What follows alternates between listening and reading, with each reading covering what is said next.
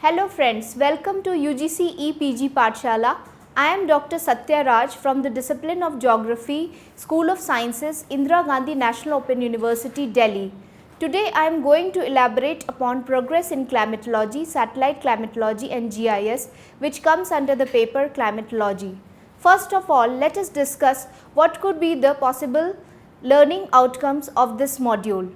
While going through this module, you should be able to define satellite climatology and GIS, explain about technological progress in climatology, state the basics of satellite remote sensing, distinguish between geosynchronous and sun-synchronous orbits, describe the importance of satellite climatology for weather forecasting, and summarize the final representation of climatological data on a GIS platform and its applications in various fields. In this course so far, you have learnt about the history of climatology and general conditions of the atmosphere and its circulation. You have also learnt about the phenomena that leads to various weather events, which might be even the extreme ones like floods, cyclones, thunderstorms, etc. You may also recall climatic classifications given by scholars like Koppen and Thornthwaite. In this module, you will learn about the progress in the field of climatology with special reference to satellite remote sensing. You will also get acquainted with the process related to collection, storage, manipulation, analysis and retrieval of weather related data with the help of Geographical Information System or GIS, which involves the use of hardware, software, trained professionals, etc. to handle such enormous amount of data. Technological progress in climatology. Today, technological progress in climatology is attributed to the use of remote sensing and GIS in climatology and meteorology.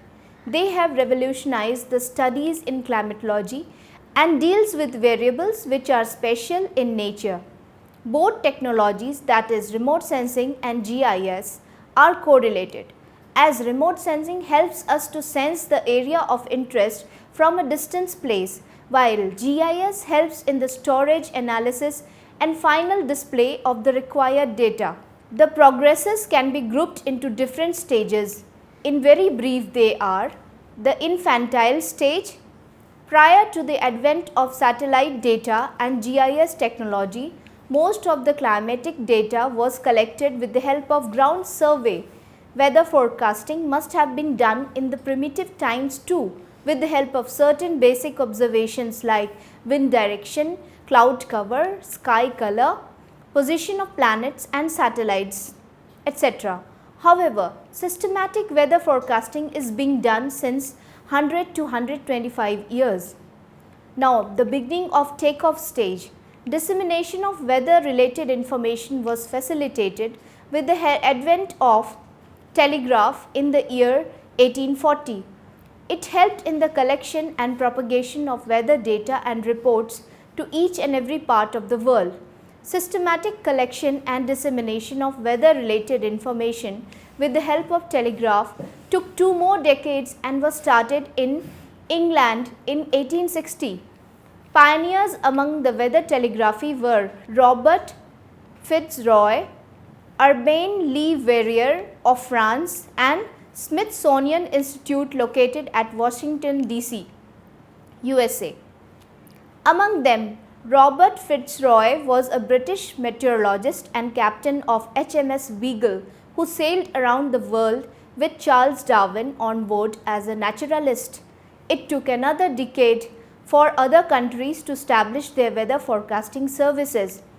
The period 1900 to 1920 marks the second phase of progress in climatic data collection and weather forecasting. This was because of the advent of radio telegraphy. With the help of this, ships and aeroplanes equipped with radio and standard weather instruments could collect weather related data from oceans and upper atmosphere respectively. Now the takeoff stage. By 1930, it became possible to measure the atmosphere up to 6 to 7 kilometers altitude with the help of aircraft sounding techniques. Still at higher altitudes, techniques like radio and sound wave propagation, observation of auroras, solar particles and cosmic rays were done to collect atmospheric data. The 1940s and 50s marks the application of radar for determining upper winds accurately as well as tracking tropical cyclones, thunderstorms and other extreme weather events. During this period, rockets were also launched which could easily collect information up to 400 kilometers altitude. So, with this, it became easier to explore the upper layers of atmosphere. Now comes the steady state progress. With the advent of satellite climatology, climatic data is obtained through satellites, which covers a wide area that needs to be studied and also provides valuable information related to our atmosphere with utmost ease. Today, satellite climatology has become an important branch of climatology. The first meteorological satellite, TEROS-1, was launched by United States in 1960. The invention of high-speed electronic computers also revolutionized the method of analyzing climatic data. It helped to solve various complex mathematical problems with ease, which is very important in various weather predicting models. Now, first of all, understand the basics of remote sensing in brief in the coming section. Basics of remote sensing. We can define remote sensing as the art as well as science of obtaining information about an object, area or phenomena through an analysis of the data acquired by a device which is not in contact with the object, area or phenomena under investigation. In climatology, the information to be collected includes location and development of weather systems such as clouds, rainstorms, tropical cyclones, cold and warm fronts, etc. For remote sensing, we need a physical carrier which carries information from the object to the sensor. This carrier is the electromagnetic radiation. Electromagnetic radiation is a form of energy that includes radio waves, microwaves, infrared, visible light, ultraviolet, X-rays, gamma rays, etc. It consists of inseparable oscillating electric and magnetic fields that are always mutually perpendicular to each other and perpendicular to the direction of propagation. So, they propagate in the form of wave at the speed of light through vacuum. There are areas of electromagnetic spectrum where atmosphere is transparent, little or no absorption of radiation is there to specific wavelengths. These wavelength bands are known as atmospheric windows since they allow the radiation to easily pass through the atmosphere to the Earth's surface.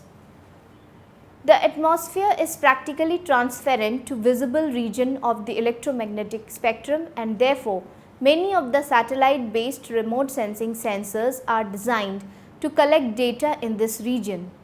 Some of the commonly used atmospheric windows are 0.4 to 0.7 micrometers, that is the visible range, 0.7 to 3 micrometers, that is the near infrared and the middle infrared, and 8 to 14 micrometers, that is the thermal infrared.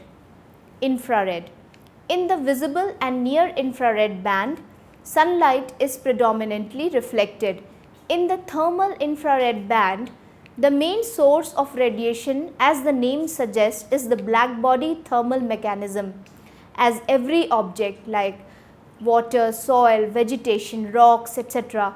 above absolute zero, that is minus 273 degree centigrade or 0 degree Kelvin, emits electromagnetic radiation.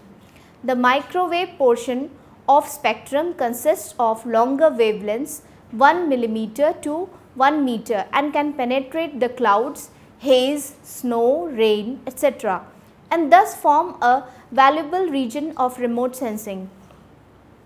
The data acquisition process in remote sensing comprises of a few elements as it is shown in figure 1. They are the energy source, which is at A, propagation of energy through the atmosphere, which is at B, energy interactions with the Earth's surface features, which is C, airborne space-borne sensors to record the reflected energy, that is D, and the generation of sensor data in the form of pictures or digital information, that is E. Now, the examination of data using various interpretation devices to analyze pictorial data and final compilation of data for various applications. So, we have learned that a satellite sensor not only receives electromagnetic radiation emanating from the object, but also receives the reflected radiation from an external source by the same object. This external source of radiation can be the sun, which is a natural source and accounts for most of the electromagnetic energy recorded by remote sensing systems. The sun can be regarded as a 6000 degree Kelvin black body. The total emitted radiation from a black body is measured in watts per meter square and is proportional to the fourth power of its absolute temperature measured in degree Kelvin. This is known as the Stefan-Boltzmann law and is expressed as m lambda is equals to sigma T to the power 4, where sigma is the Stefan-Boltzmann constant and is 5.6697 multiplied by 10 to the power minus 8 watt meters to the power minus 2 and K to the power 4. So, as the energy is emitted by an object is a function of its temperature, the greater the temperature, the greater is the amount of radiation from the object. Another external source of radiation can be satellite itself, which illuminates up the object to be studied and receives the reflected radiation from the object. This gives rise to active and passive remote sensing. When a satellite sensor generates its own energy to illuminate the surface and records that reflected energy from the target objects, it is called active remote sensing. These radiations operate in microwave region of electromagnetic spectrum and includes wavelengths longer than 1 millimeter. So, active remote sensors are not dependent on the solar energy as the illuminating source. Passive remote sensing basically depends on the solar radiation as the source of illumination. It operates in visible and infrared region of the electromagnetic spectrum. Refer to figure 2 to get a clear understanding of the active and passive remote sensing. Now, let us get acquainted with satellites and different types of weather satellites. Satellite is an object which is put into orbit around the Earth or any other planet in order to relay communication signals or transmit scientific data. Basically, there are two types of weather satellites, namely sun synchronous and geosynchronous satellites. The sun synchronous satellites are much lower in altitude than the geosynchronous satellites. The path followed by a satellite is referred to as its orbit. Now, let us get some more acquaintance about this, the types of satellites. So far, you know that an object in orbit is called a satellite. It can be a natural satellite like Earth's moon or human-made satellite that are employed to collect climatic data or used for communication or navigational purposes. Based on different orbits, altitudes and inclination of the orbital plane with the Earth's equatorial plane, there are basically two types of weather satellites. They are polar satellites, geosynchronous satellites or geostationary satellites. Now, let us know about them. First, the polar satellites. Polar or more appropriately near polar orbits have an inclination near 90 degree. So, satellites orbit in these orbits follow a circular path from pole to pole. So, they are capable of seeing each and every part of the Earth in a cycle of the satellite. It can be understood from the figure 3. These satellites are basically inserted into sun synchronous orbits which place the spacecraft in a relatively constant relationship to the sun. It enables the satellite to pass over a section of Earth at the same time, that is the local time of the place or the day. This satellite is very useful for predicting weather and also acts as a surveillance satellite.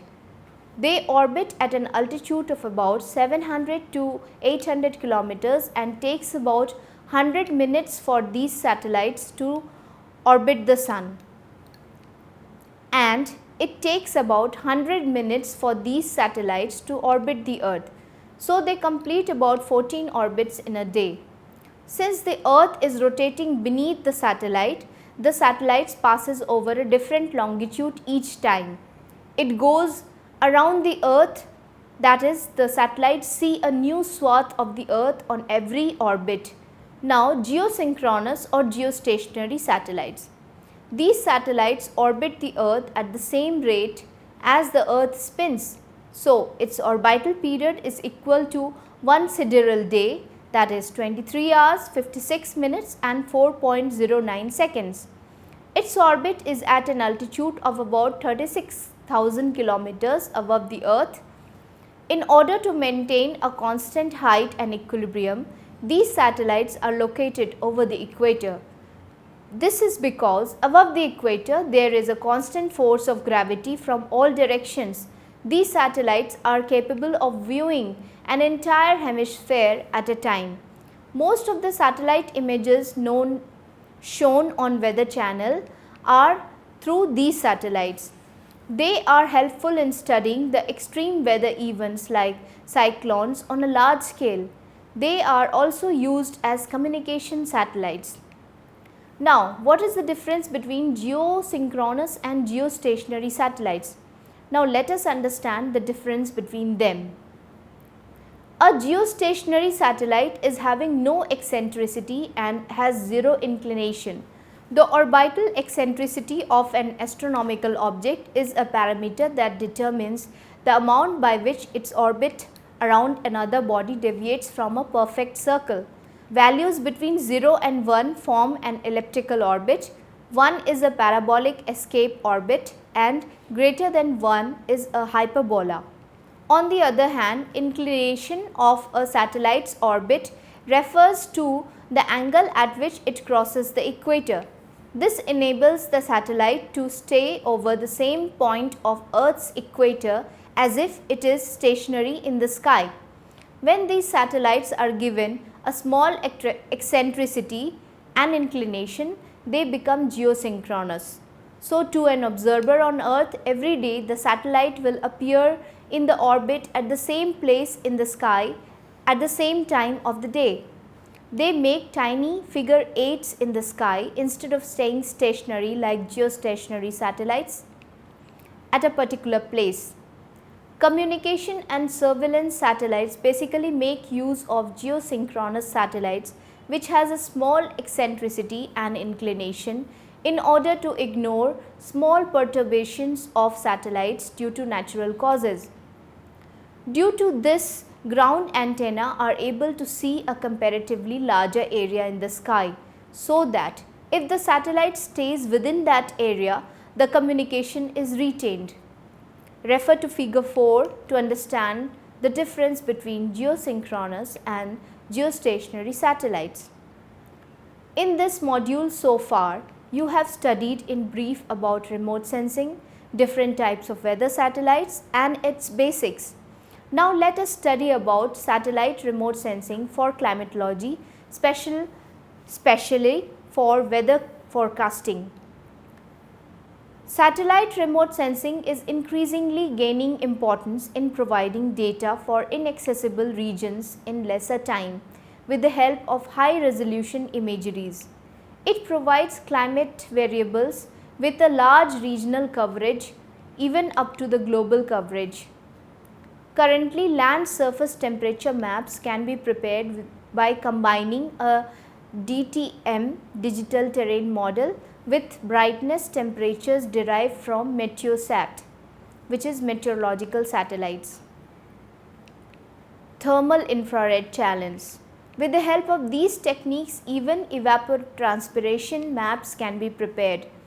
Apart from providing information about atmospheric combination, land use, land cover change can be done quite effectively with the help of satellite imageries. A change in land use and land cover can in turn bring change in different climatic variables like temperature, pressure, wind direction, amount of rainfall, etc. Now, satellite remote sensing for weather forecasting. You will study about weather forecasting in detail in module 39 of this course. However, let us get a brief introduction to satellite remote sensing and weather forecasting in this module also. You have already been introduced to satellite climatology, which received a wide recognition after the launch of the first meteorological satellite, TEROS-1. In 1960 by United States. With this, several developments took place like the use of radars, weather satellites, high configuration computers, statistical and computer models in weather forecasting, etc. We have already been acquainted with sun synchronous and geosynchronous satellites.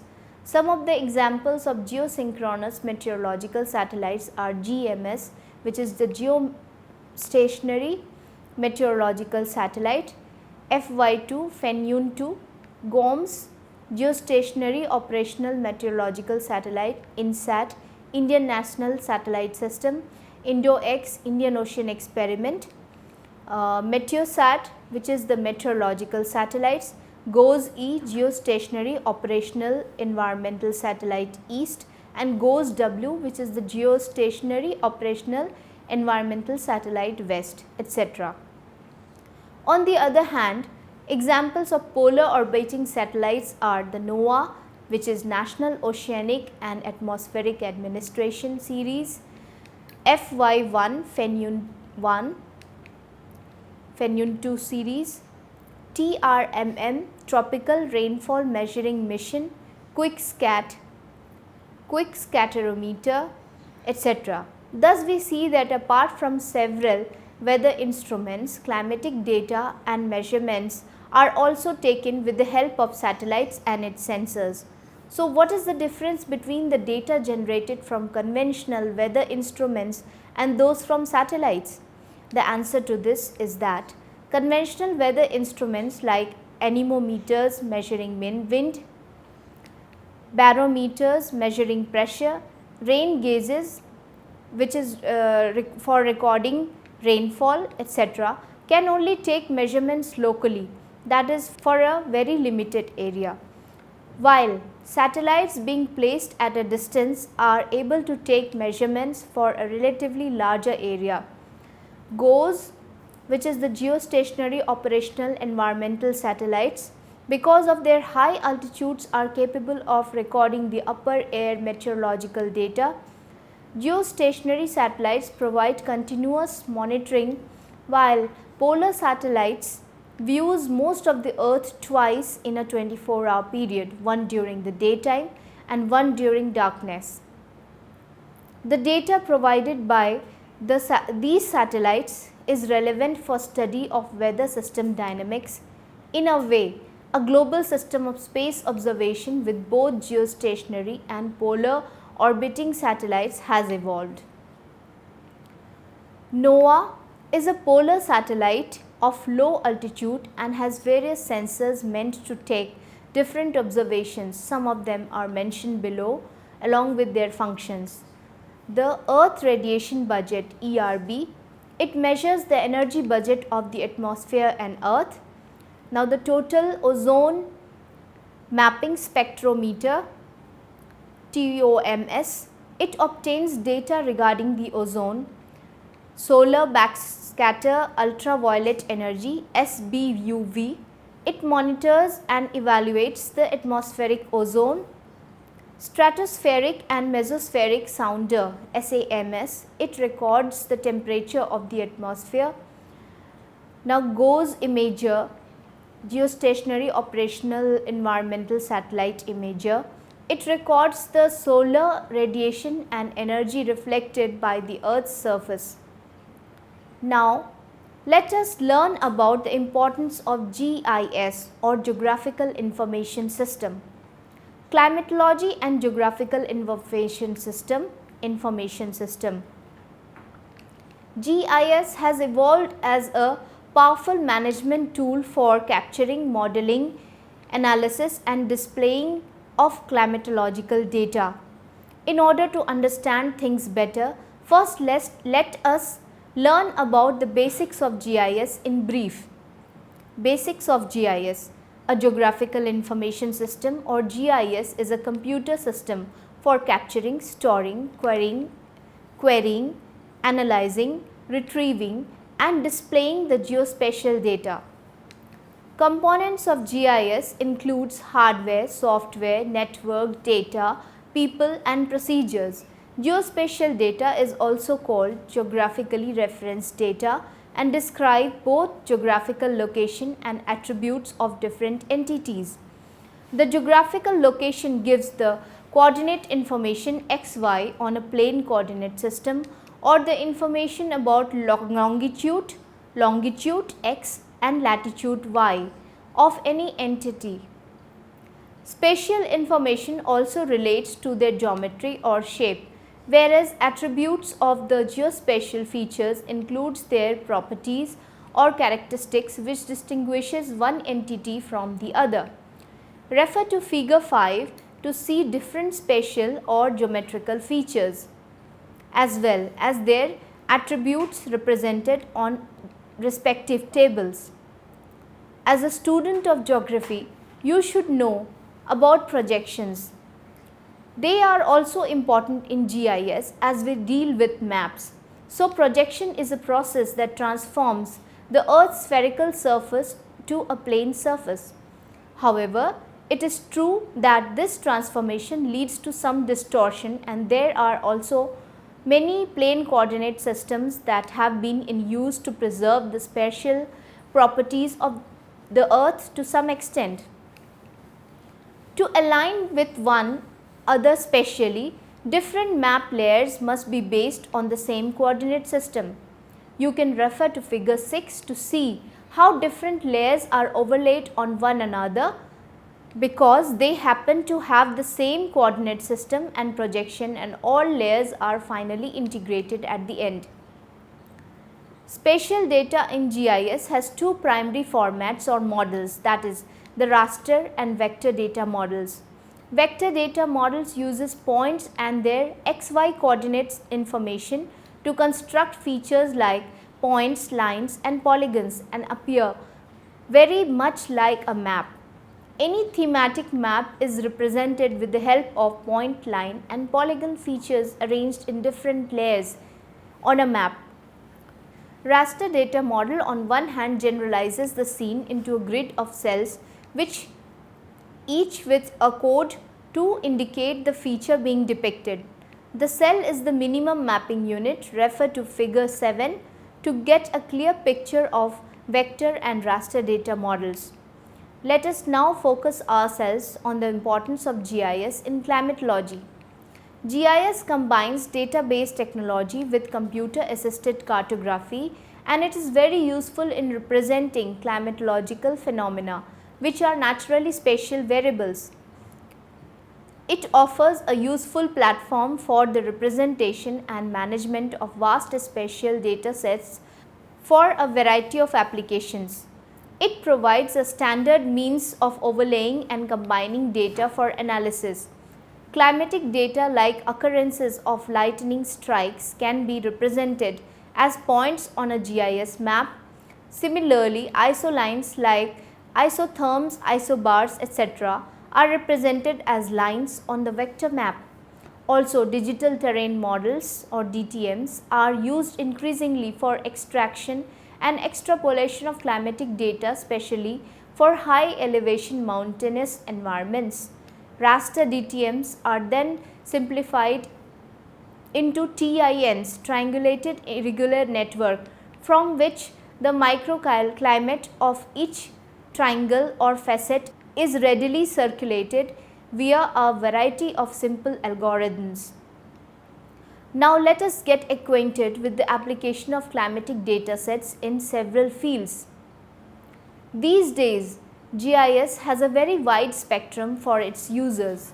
This helps in understanding the spatial, temporal and spatio-temporal variations in different components. Since they are numerous, only a few climatic or related branches are touched upon very briefly below. Now in agriculture and forestry, GIS has a great potential for agroclimatic modeling. A combination of maps containing different layers like soil, nutrients, water stress, fertility maps, etc. can predict the agricultural yield. With the help of temporal remote sensing data along with soil, rainfall and temperature data, growing index of a particular crop can be found out. It could also explore the possibility of finding out more suitable regions for growing of a particular crop. GIS can also be used to monitor biogenic emissions, agricultural pollution or water stress areas. Similarly, in forestry, GIS can enable us to find out suitable sites for afforestation. GIS can be used for delineating forest zones, mapping of forest paths, model the spread of forest fire, etc. GIS integrated with remote sensing techniques can also be used to monitor forest cover change over time and also model forest recovery. Now in ecology, GIS based agroclimatic models can be used to model ecological biodiversity with respect to spatial climatic data sets. With the help of GIS, the impact of various elements of climate on different series can be studied. In health and diseases, various vector-borne diseases have geographical indicators, especially those related to climate. These can be modified effectively using a GIS platform in order to control their spread and save the lives of people. Diseases like malaria, dengue, and many other are creating a lot of havoc these days, and their geographical indicators needs to be properly studied to find out their possible areas of outbreak so that proper safety measures can be taken in advance. We need to take the help of remote sensing and GIS. Now in hydrology, GIS plays a great role in hydrological field too. Hydrological parameters like spatial distribution of precipitation, forms and types of precipitation all have spatial expression which can be represented on a map. Amount of rainfall combined with DTM can also be modeled to give an idea about flood forecast. Satellite imageries and GIS maps can also help in the exploration of underground water and also study the change in groundwater levels. Now in urban environment and transport. We all know that urban environment is rapidly deteriorating due to vehicular traffic congestion and gaseous emissions. Due to industrialization, production of goods has increased to a great extent, but it has also taken a great toll of the ambient air quality of urban environment. Suspended particulate matter (SPM) is creating an atmospheric haze by obscuring the adequate sunlight, especially during the winter months, and leads to several respiratory or lungs diseases in human beings. It is creating adverse effects on other living organisms as well. GIS can act as an inventory of emissions and also model them and correlate them with traffic data. GPS, which is the global positioning system, can help in automobile navigation and can be used to monitor traffic in integration with GIS. Thus, GIS can be used to study the pollution and also help in climatic modeling studies. Remote sensing integrated with GIS can help in the study of urban heat islands, which is due to heavy concretization and construction of high-rise buildings in urban areas. Now in climate change studies, Climate change refers to any significant change in the measure of climate such as temperature, pressure or wind, precipitation lasting for an extended period, say a decade or longer. Due to human activities, Earth is becoming warmer. As per NASA's estimates, Earth's average surface temperature has increased to about 1.2 to 1.4 degree Fahrenheit since 1900. This increase in temperature is attributed to the excessive use of fossil fuels such as coal, petroleum, natural gas, etc., which has increased the levels of greenhouse gases in the atmosphere. These greenhouse gases are responsible for tremendous increase in the temperature of the Earth, as they trap the outgoing long-wave terrestrial radiation from escaping and thus produce a greenhouse effect by raising the temperature of the Earth. GIS has become a visualization tool for the output of climatic models such as general circulation models used to predict the global impacts of hypothesized climate change scenarios. Now, with the help of GIS, one can study the effect of climate change in agriculture and ecology. GIS can also study climate change implication on health of living organisms, land use, land cover change, effects of deforestation, desertification, urbanization, etc. Now, in disaster monitoring and management. In the recent years, GIS is used as a tool for management of disasters as it amalgamates geospatial data with socio-economic information for better decision making in handling any disaster. Various governmental agencies and decision makers are using GIS for better prediction, monitoring and lastly management of disasters. GIS combines various layers of information containing different themes that helps the policy makers in different levels of disaster management, that is in the pre-disaster planning, prediction and early warning of disasters and damage assessment and relief management. Through GIS maps, both vulnerable areas and comparatively safer areas for disasters can be identified. This would help in evacuating the population from vulnerable areas and rehabilitating them in the safer areas. This would also aid in smooth organization of post-disaster operations. Now, let us recapitulate what we have learned so far. Today, technological progress in climatology is attributed to the use of remote sensing and GIS in climatology and meteorology. Prior to the advent of satellite data and GIS technology, most of the climatic data was collected with the help of ground survey. Systematic collection and dissemination of weather related information started with the introduction of telegraph technology. With the advent of satellites, climatological data is obtained very easily. It covers a wider area that needs to be studied with fewer efforts. It is cheap, less time consuming and very precise in terms of accuracy. Basically, there are two types of weather satellites, namely the sun synchronous and the geosynchronous satellites. Satellite remote sensing is increasingly gaining importance in providing data for inaccessible regions of the Earth in lesser time with high resolution imageries. It can provide climatic variables with a large regional coverage, even up to global coverage. The geostationary satellites provides continuous monitoring, while polar satellites views most of the Earth twice in a 24-hour period, one during the daytime and one during the darkness.